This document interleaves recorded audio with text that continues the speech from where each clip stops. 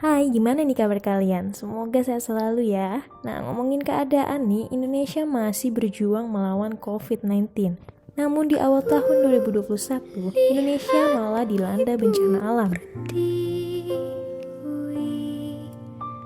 Sedang bersusah hati, air matamu berlinang, mas intanmu terkenang. Banjir melanda di sejumlah kabupaten kota di Kalimantan Selatan. Di kota Banjarmasin hingga saat ini banjir masih menggenang. Karena meluapnya air Sungai Landak, juga karena beberapa hari hujan dengan intensitas tinggi masih mengguyur wilayah ini sehingga mengakibatkan debit air meningkat. Hingga hari ketiga, banjir masih mencapai 2,5 meter.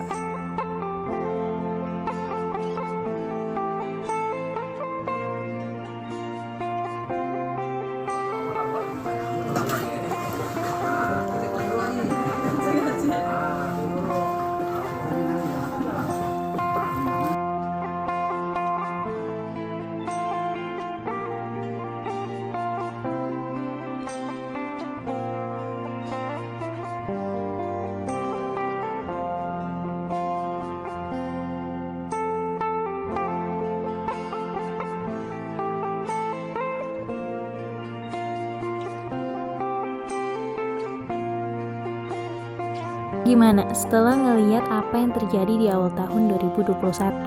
Pernah nggak kalian berpikir tentang bencana alam yang sering terjadi di Indonesia? Terus, kok bisa sih banjir terjadi di Kalimantan?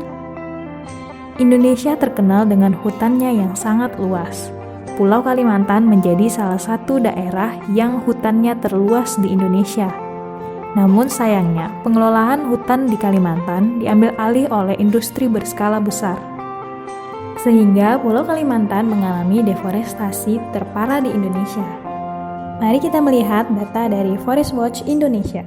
Pulau yang mengalami deforestasi paling parah di urutan pertama, dengan luas deforestasi mencapai 1,54 juta hektar dalam kurun waktu 2009 sampai 2013. Provinsi Kalimantan Tengah, Kalimantan Timur, dan Kalimantan Barat menjadi provinsi yang mengalami deforestasi terparah di Indonesia. Luas daratan Indonesia yang masih tertutup hutan alam adalah 82 juta hektar. Dan 75% diantaranya berada di Pulau Papua dan Kalimantan. Di Pulau Kalimantan ini juga sebagian besar deforestasi terjadi di dalam konsesi HPH yang mencapai luasan 152,8 ribu hektar. Berdasarkan hasil analisa Pokja Red Plus Kalbar, diketahui bahwa rata-rata deforestasi yang terjadi di Kalimantan Barat per tahunnya itu mencapai 68.840 hektar, sedangkan degradasi hutan mencapai 10.837 hektar per tahun. Ini tentunya memerlukan perhatian yang serius agar tingkat deforestasi dan degradasi hutan dapat berkurang.